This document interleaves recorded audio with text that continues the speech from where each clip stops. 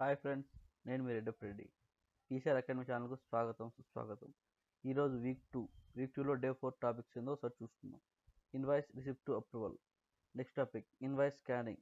Next OCR optical character and recognition tools. Next last topic invoice validation. ఇందులో మనం first topic ఏంటో తెలుసుకుందాం. Invoice receipt to approval అంటే ఏమిటి? అంటే ఇన్వాయిస్ ద్వారా మనం ఎలా అప్రూవల్ తీసుకోవాలో దాని రిసిప్ట్ ఏమేమి కావాలో చూద్దాం. ఫస్ట్ ఇన్వాయిస్, నెక్స్ట్ది ఇన్వాయిస్ యాక్సెప్టెన్స్, తర్వాతది ఎక్కడి నుండి మనం తీసుకుంటున్నాం ఏమిటి అనేది, థర్డ్ ఇది అప్రూవల్ తీసుకుంటాం, నెక్స్ట్ది ఎంతవరకు అప్ టు అంటిల్ డేట్ వరకు మనం తీసుకోవాలి. ఇది ఒక సెంటెన్స్ చూద్దాం. ఇన్వాయిస్ స్వీకరణ నుండి అనుమతి వరకు ప్రాసెస్ త్వరగా పూర్తి చేయాలి అన్నది సెంటెన్స్లో ఇలా వాడతారు. ఇందులో ఫస్ట్ టాపిక్ వచ్చినప్పటికీ invoice scanning. Bill scanning or invoice stop చేయడానికి ఇది వాడతారు. ఇందులో ఫస్ట్ది ఏమేమి కావాలి, దీనికి ఇన్వాయిస్ ఆర్ బిల్ కావాలి, నెక్స్ట్ స్కానింగ్ కావాలి. ఇందులో మనం సెంటెన్స్ రూపంగా తీసుకున్నప్పటికీ ఇన్వాయిస్ స్కానింగ్ పూర్తి అయిన తర్వాత దీని సిస్టంలో అప్లోడ్ చేయాలి. ఇన్వాయిస్ స్కానింగ్ అనేది పూర్తి అవుతుంది. తర్వాత పాపులర్ ఓసిఆర్ టూల్స్. అందులో ఫస్ట్ది టీరాక్ ఓసిఆర్ డెవలప్ బై టెక్ 3 ఏంటో చూద్దాం. ప్రముఖ ఓసిఆర్ సాధనాలు అనేదాన్ని తెలుగు ఏంటో చూద్దాం. టీరాక్ ఓసిఆర్ ఇందులో గూగుల్ అభివృద్ధి చేసిన ఓపెన్ సాఫ్ట్వేర్ అనేక భాషల్లో మద్దతు ఇస్తుంది. ఈ తెలుగులో కూడా ఒక ట్రైనింగ్ ఉపయోగించుకోవచ్చు. ఇందులో పైథాన్, జావా లాంటి ప్రోగ్రామింగ్ భాషలతో ఉపయోగించవచ్చు. ఫస్ట్ది గూగుల్ డ్రైవ్ ఓసిఆర్. స్టార్ట్ చేసిన డాక్యుమెంటేషన్ గూగుల్ డ్రైవ్లో అప్లోడ్ చేయాలి. తర్వాత గూగుల్ డాక్యుమెంట్స్తో ఓపెన్ చేయబడుతుంది. ఆటోమేటిక్గా టూల్స్ని తీయగలుగుతుంది. అందులో ఈజీ ఓసిఆర్ పైథాన్ పైన ఆధారపడి ఓసిఆర్ లైబ్రరీ అనే భాషలో ఉంటుంది. ఇది 80 కంటే ఎక్కువ భాషలతో మద్దతు ఇస్తుంది. తెలుగుతో కలిపి సులభంగా ప్రోగ్రామింగ్ ప్రాజెక్ట్ అనే దాన్ని వాడుకోవచ్చు. ఇది మైక్రోసాఫ్ట్ నోట్ అనేది చూద్దాం.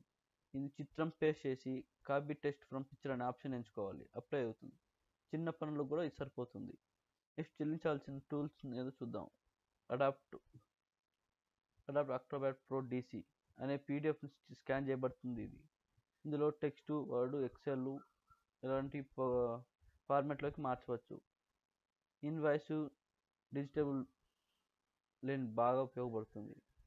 అబీ ఫైన్ రీడర్ అనే సాఫ్ట్వేర్ను కూడా చాలా ఖచ్చితంగా ఓసిఆర్ టూల్గా మార్చుకోవచ్చు. డాక్యుమెంటేషన్ రూపంలో అలాగే ఉంచుతుంది. సంస్థ కోసం అనువైనది. దీంట్లో అమెజాన్ టీ ఎక్స్ట్రాక్ట్ అనే నెక్స్ట్ది AWS పైన ఆధారపడి ఓసిఆర్ టూల్స్ని క్లౌడ్ చేయబడుతుంది. అందులో టెక్స్ట్ టేబుల్స్కి వాగ్జంటగా గుర్తించగలుగుతుంది. ఇన్వాయిస్ ప్రాసెసింగ్ చేయబడుతుంది. గూగుల్ క్లౌడ్లో కూడా దీన్ని ఆధారపడి ఉంటుంది. తెలుగు భాషకు చాలా ముఖ్యమైనది మద్దతు ఇస్తుంది. API ఆధారంగా స్కేబుల్స్ అప్లికేషన్ తయారు చేయబడుతుంది. ఇది ఓసిఆర్ టూల్స్. నెక్స్ట్ వచ్చినప్పటికీ ఇన్వాయిస్ వాలిడేషన్ ఎలా ఆధారపడి ఉంటుందో చూద్దాం.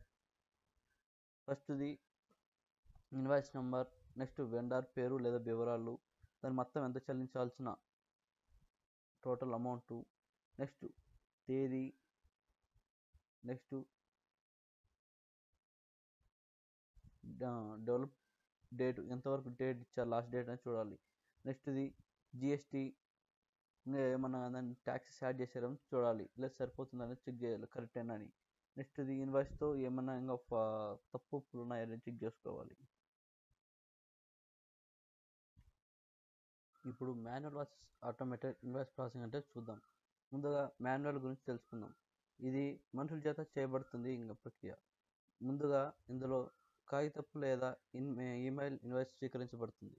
వాటిలో మాన్యువల్ ఎలా ఎంటర్ చేయబడుతుందని చూపిస్తుంది.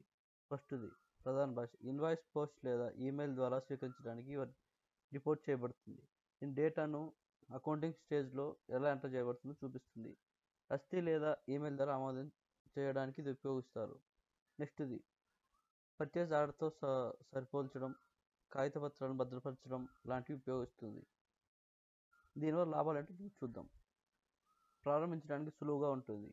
ప్రతి స్టేజ్ పైన నియంత్రణ ఉంటుంది. కొత్త టెక్నాలజీ పెట్టుబడి అవసరం ఉండదు. నష్టాలు, దీనివల్ల 3 లాభాలు తెలుసుకున్నాం. నష్టాలను తెలుసుకుందాం. సమయం ఎక్కువ పడుతుంది. డేటా ఎంట్రీలో తప్పులు ఏమేమి ఉన్నాయో మనం సరిదిద్దుకోవచ్చు. ఇందులో ఆమదాలు, చెల్లింపులు ఆలస్యం ఉండదు. Next documentation